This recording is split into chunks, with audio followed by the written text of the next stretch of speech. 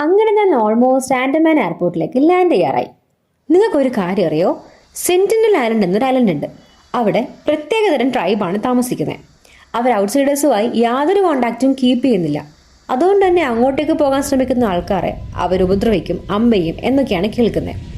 ഞാനിപ്പോൾ ഈ കണ്ടത് സെന്റിനൽ ഐലൻഡ് ആണോ? ഓക്കെ, അങ്ങനെ ഞാൻ പോർട്ട് ബ്ലെയർ എയർപോർട്ടിലേക്ക് ലാൻഡ് ചെയ്തു. ഈ എയർപോർട്ട് ഡിഫൻസിന്റെ അണ്ടറിലായതുകൊണ്ട് തന്നെ അതിന്റെ വിഷ്വൽസ് ഒന്നും തന്നെ എനിക്ക് ഈ വീഡിയോയിൽ ആഡ് ചെയ്യാൻ പറ്റിയിട്ടില്ല. എയർപോർട്ടിന്റെ അടുത്ത് തന്നെ റൂം എടുത്ത് ചെക്ക് ഇൻ ചെയ്ത് ഫ്രഷായി ചെറിയ രീതിയിലൊരു കോസ്റ്റ്യൂം ചേഞ്ചൊക്കെ നടത്തി ഞങ്ങൾ കപ്പൽ പിടിക്കാൻ പോവാണ്. അടിപൊളി റൂമായിരുന്നു. സ്വിമ്മിംഗ് പൂളും കാര്യങ്ങളും ഒക്കെ ഉണ്ടായിരുന്നു. ഞങ്ങളുടെ ഇന്നത്തെ പ്ലാൻ പോർട്ട് ബ്ലെയറിൽ നിന്നും ഹാവ്ലോക്കിലേക്ക് പോവാ എന്നുള്ളതാണ്.